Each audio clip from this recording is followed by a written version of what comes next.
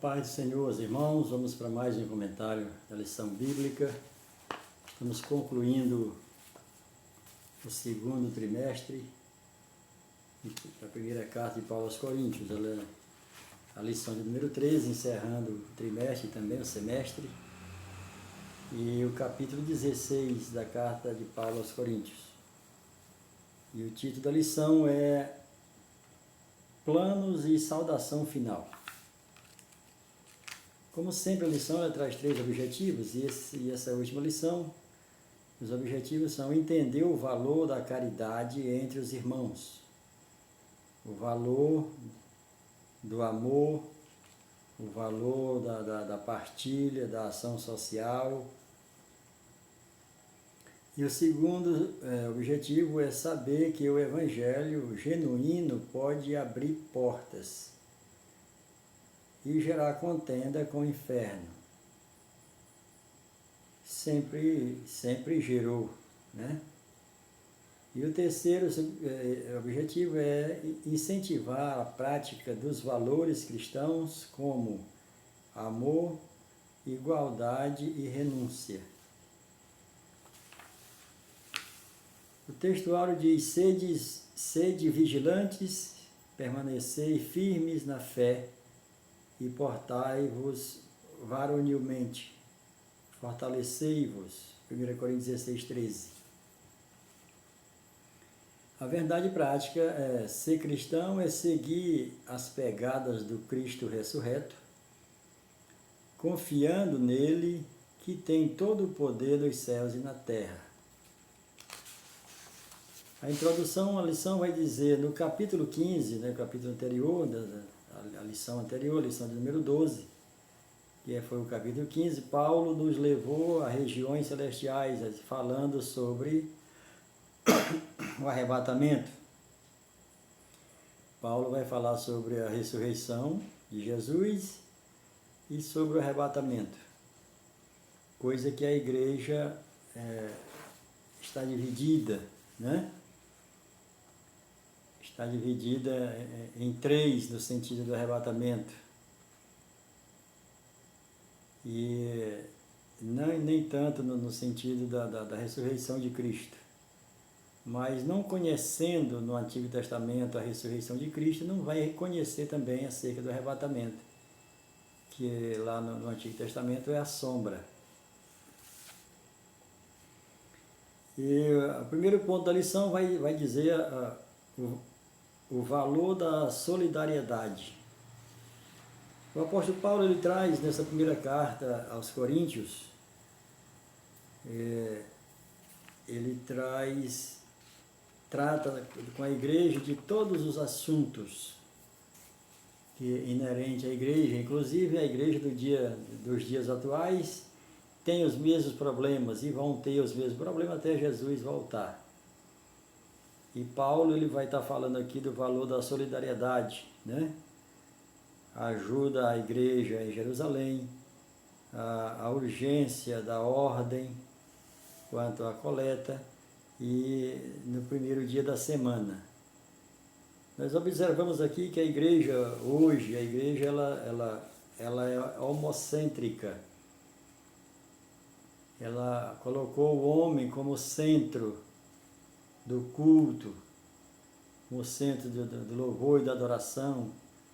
E Deus é trazido, é invocado só ali no caso, para distribuir bens materiais, bênçãos, e não para ser adorado. É isso que as igrejas fazem. Mas eu quero trazer nessa última lição mais no aspecto de conhecimento, né, de busca pela palavra, né, de mergulhar na palavra. O apóstolo Paulo ele vai falar muito, e vai falar lá em Gálatas acerca do amadurecimento do crente, né? Crente maduro. E acerca do crente maduro, Gálatas 4, verso 1, ele vai dizer que enquanto herdeiro é menino, né? Agora digo que o herdeiro, enquanto é menino ou é criança, em nada se difere do servo, do escravo, do empregado. O Senhor, Deus, não vai entregar nada de valor, nada grande para um crente imaturo. Ele só vai entregar para aquele crente maduro, revelar a sua palavra para aquele crente maduro, para crente criança ele não revela, o Espírito Santo não revela. E eu quero trazer essa live justamente para isso, para você meditar na palavra, buscar entendimento. A igreja ela sofre ataques do mundo, mas o evangelho sofre ataques dos crentes dentro da igreja. Quem ataca o evangelho, Paulo vai estar defendendo o evangelho nas cartas à igreja de Corinto, né? Nas cartas às igrejas da Galácia e a igreja de Filipos. Paulo vai estar defendendo o evangelho. Defender o evangelho é diferente de defender a igreja. Quem defende a igreja é Jesus, os ataques da igreja. O evangelho nós defendemos dentro da igreja, porque tem muitos dentro da igreja que vivem o evangelho, pregam o evangelho, mas que não é o evangelho de Jesus Cristo, verdadeiro, genuíno, aonde Cristo é o centro. O evangelho que é pregado é um evangelho de propaganda, um evangelho de bênção, um evangelho de milagres, e não é esse o evangelho que Jesus veio trazer. O evangelho de Jesus Cristo é levar as boas novas a todo mundo, através do que Jesus fez, e não do que ele vai fazer. É para nós levar as boas novas daquilo que Jesus fez. E isso a gente não está vendo mais. Então o apóstolo Paulo ele vai estar na defesa do evangelho, fazendo justamente isso. Os crentes têm que mergulhar na palavra. Paulo ele vai dizer acerca do batismo do Espírito Santo, por exemplo. Ele vai falar que o falar em línguas, né? Falar em línguas estranhas, não é para o crente, não é para se falar línguas estranhas dentro da igreja. Quando se fala dentro da igreja é língua e mistério. E ali poucos, 2 ou 3 no máximo. Né? Agora, língua estranha é quando você fala em outro idioma, para que o Espírito Santo quer pregar, quer ministrar para um estrangeiro que está na igreja, que está ali no meio, e isso é língua estranha. Ele também fala acerca dos milagres. Milagre não é para a igreja, milagre é para o mundo, é para o descrente, é para convencer o descrente. Jesus, lá em Cafarnaum, registra no Evangelho de Mateus, que ele não fez muitos milagres lá por conta da incredulidade do povo. Então os milagres não é para ser colocado na igreja como propaganda. O milagre é para ser na pregação do Evangelho. Jesus faz milagre através de quem ele levantar para fazer, para que o Evangelho seja conhecido, para que Jesus seja conhecido através do milagre. E não é para ficar a igreja dos milagres dentro da igreja só para o crente. Língua estranha e milagre não é para crente, é para o mundo, é para trazer o pecador para Cristo. Conhecimento da palavra. Quando se fala de conhecimento da palavra, a igreja ela é imatura.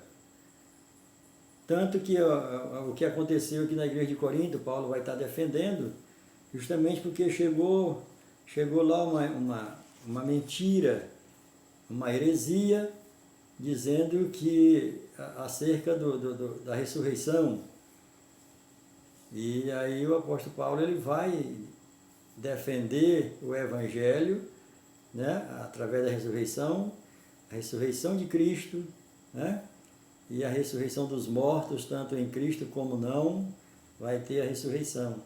Mas chegou essa mentira na igreja de Corinto, e Paulo escreve essa carta justamente para defender o Evangelho. porque todas as religiões do mundo, de certa forma, crêem na ressurreição. Porque ao enterrar seus mortos, o Egito, por exemplo, desenvolveu o embalsamento, né? Ou através de produtos que mantêm o corpo ali sem apodrecer por muito tempo. E isso na esperança dessa pessoa voltar a viver. E também no catolicismo as pessoas ficam fazendo reza, fazendo várias coisas no sentido daquele corpo um dia voltar.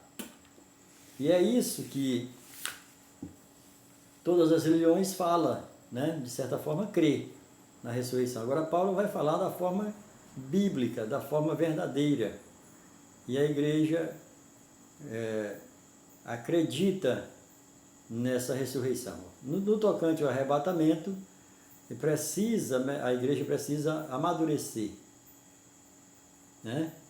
Porque o arrebatamento da igreja, vai se dar em 2 momentos. Não vai ser todos os crentes que Jesus vai levar de uma vez só, né? E tem a questão também de morar no céu. Lá Jesus, quando está falando com Nicodemos, em João 3, ele diz ali, ninguém subiu ao céu, senão aquele que desceu do céu, o Filho do homem que está no céu. Só que Jesus estava lá em Jerusalém conversando com Nicodemos. Da mesma forma tem João 14. João 14 no original diz que é onde eu estou, não é onde eu estiver no futuro, né? Ali está dizendo que eu vou preparar lugar, porque aonde eu estou, estejais vós também, não onde eu estiver. Esse estiver é latino, é grego, né? A igreja ela sofreu muito com o grego e com o latim, no sentido da escrita da Bíblia. É preciso a gente buscar os escritos mais antigos, para a gente não ficar nessa mentira, nessa crendice acerca da salvação. O grego e o latim mistura a salvação com o reino.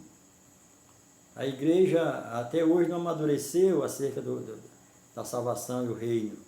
A salvação é um presente que Deus dá e ninguém perde.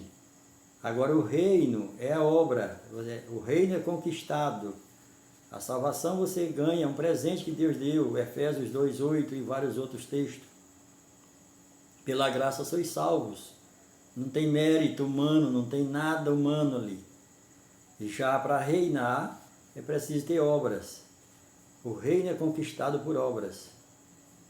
Jesus vai estar falando lá em João capítulo 5, desde João Batista até agora, o reino de Deus é tomado por esforço. E esse texto é misturado com a salvação. Você precisa se esforçar para continuar salvo. E aí o sacrifício de Cristo fica em vão, porque o sacrifício de Cristo foi para nos salvar. E quando tem algum mérito meu, eu estou isolando o sacrifício de Cristo. E isso a igreja não amadureceu em tantas outras coisas, né? A igreja não amadureceu no sentido da coleta, como o apóstolo Paulo vai estar dizendo aqui, ajuda a igreja de Jerusalém.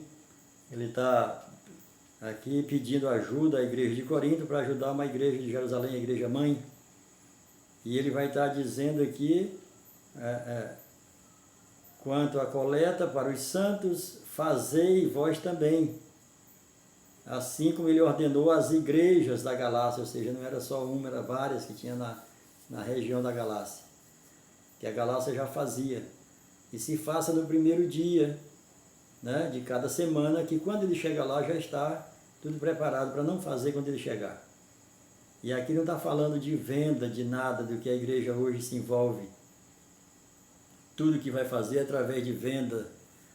E já está errado a questão da venda, e muito mais ainda dentro do templo. E não ensina o povo a ser generoso. A generosidade ali que as Escrituras nos ensinam é que devemos viver e passar para nossas gerações futuras para que sejam prósperas. É só olhar para o judaísmo, é só olhar para a questão do Antigo Testamento, do Pentateuco. Você lê Levítico, você vai ver. Ensina o povo a dizimar e a ofertar, e não precisa você fazer mais nada no tocante que você precisar de uma oferta alçada, de uma oferta quando você vai dedicar algo, quando você recebe uma bênção, quando você quer oferecer um culto em ação de graça, isso tudo se leva a oferta. Mas a igreja hoje não é ensinada através disso. A pessoa, o Senhor dá um bem para o irmão, uma casa, um carro, uma fazenda, uma coisa, ele vai lá, apresenta a chave e não leva um envelope com algo, não leva um utensílio para a igreja, no sentido de entregar uma oferta ao Senhor. Isso não é ensinado, por medo de perder membro, e aí a mentira entra na igreja. Quando se quer dinheiro, se vai bingar, se vai rifar, se vai vender algo que não tem nada a ver com o Evangelho, tem nada a ver com a igreja. Então é isso que o apóstolo Paulo vai estar trazendo.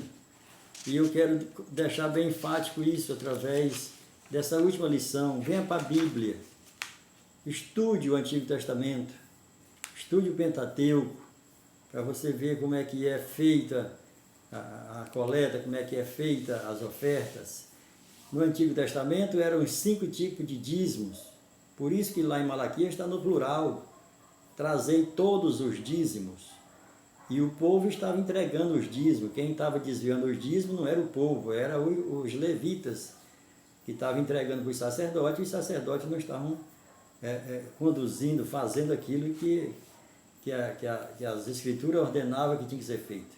Era eles que estavam desviando e não o povo, como é pregado hoje nas igrejas. Ofertas, são mais de 60 tipos de oferta. No judaísmo eles têm prazer em ofertar acerca de tudo, né? Na época que trabalhava mais no campo, tudo que amadurecia primeiro, tirava as primícias, entregava as primícias, isso além do dízimo. Primícia é uma coisa, dízimo é outra. E isso foi deixado, né, de ensinar nas igrejas. E hoje as igrejas, os crentes são imaturos. Quando você chega com o que está escrito na palavra, você é taxado como herege, né? Você é taxado como quem quer dividir a igreja, você é aquela pessoa que está fazendo um motim, né? É polêmico, né? Lá vem o polêmico. Não é polêmico, é porque quando está tão longe da verdade, que quando você fala a verdade aos ouvidos dos crentes imaturos é heresia. Porque o que está na mente deles é o grego e o romano, né? O romanismo e a religião, e as religiões pagãs gregas que está na mente, acerca da salvação. Tem muito do catolicismo na salvação, ali misturando as obras com a salvação, com a graça. A igreja não amadureceu no sentido de conhecer a graça, que é o dom gratuito de Deus, e de se batalhar pelo reino de Deus. Tem o reino de Deus, que engloba todo o universo, todo o universo total, todo mundo, né? Aí vai ter o reino de Cristo, que é o milenial, e tem o reino dos céus. E a igreja precisa amadurecer nisso, né? O reino de Deus é o cosmos, é o reino de Deus. O reino de Cristo vai estar inserido dentro do reino de Deus. E tem o reino celeste, né? O reino dos céus, o reino de Deus e o reino de Cristo. E tudo isso está bem definido aqui na Bíblia, bem dividido. Mas a igreja precisa amadurecer. Quando Jesus, Deus vai criar um novo céu e uma nova terra, nós vamos ter acesso, morando na terra, em corpo glorificado, nessa nova terra, e vamos ter acesso ao céu, né? Assim como vai acontecer com a Nova Jerusalém, no milênio, né? no milênio, a Nova Jerusalém vai ficar 1000 anos pairando sobre a Jerusalém terrestre. Porque ela não vai tocar no chão, porque o chão foi contaminado com pecado. E Jesus vai governar nesse mundo, nessa terra que foi contaminada com pecado, Jesus vai governar durante 1000 anos.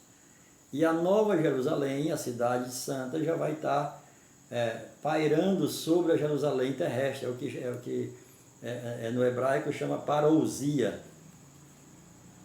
E aí depois do milênio, que aí vem a guerra de Gog e Magog, e aí Satanás, o falso profeta, os seus anjos e todos aqueles que rejeitaram a graça vão para o lago de fogo. Aí sim a gente vai viver nesse novo céu, nessa nova terra, tendo acesso a esse novo céu. E isso não é divulgado na igreja, porque falta conhecimento, falta mergulhar na palavra, porque o Espírito Santo é quem revela.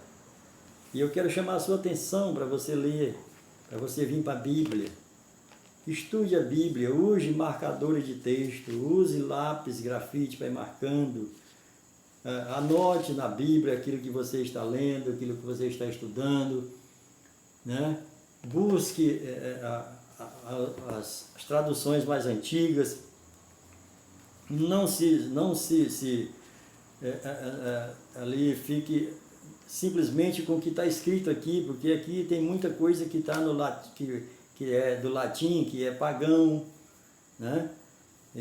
Acerca, por exemplo, já tem Bíblias que está o nome lá, que está em Gênesis capítulo 9, que é arco-íris, o pacto que Deus fez com Noé, e que quando o tempo fecha para chover, o Senhor coloca um arco. Esse arco ele está diante de Deus. E já tem Bíblias trazendo já escrito arco-íris. Olha só o prejuízo que é a pessoa não conhecer a palavra. Tem hinos que falam de arco-íris, que o Senhor está cercado com arco-íris. Olha só que blasfêmia, que coisa terrível. E cantado nas igrejas, adorando ao Senhor, por conta de conhecimento, né? E assim são muitas coisas que tem na Bíblia, ali que está trazendo para conhecimento nosso, mas não é para ser objeto de adoração, porque é uma coisa pagã. Então eu chamo a sua atenção para você vir para a Bíblia. No próximo trimestre, o terceiro trimestre, nós vamos estudar 1 e 2 Samuel do Antigo Testamento. Leia os 2 livros, 1 e 2 Samuel, e leia as lições. Questione, pergunte, anote. Mergulhe na palavra para você amadurecer. Amadurecer no conhecimento. Ser um crente maduro. O crente maduro ele não é levado por vento de doutrina. O crente maduro ele entra em qualquer roda de conversa, né? E ele entra e sabe entrar e sabe sair. Porque ele tem, além da convicção, ele tem as provas, ele sabe da fonte. Não é qualquer palavra, qualquer coisa que vem, não, mas a pessoa é formada, a pessoa é isso, aquilo, mas está falando heresia, não tem conhecimento da verdadeira, da palavra, do evangelho genuíno. Que Deus abençoe a todos. Vamos estudar a Bíblia, vamos questionar, vamos perguntar e vamos amadurecer no conhecimento da palavra de Deus. Que Deus abençoe a todos, em nome de Jesus. Amém.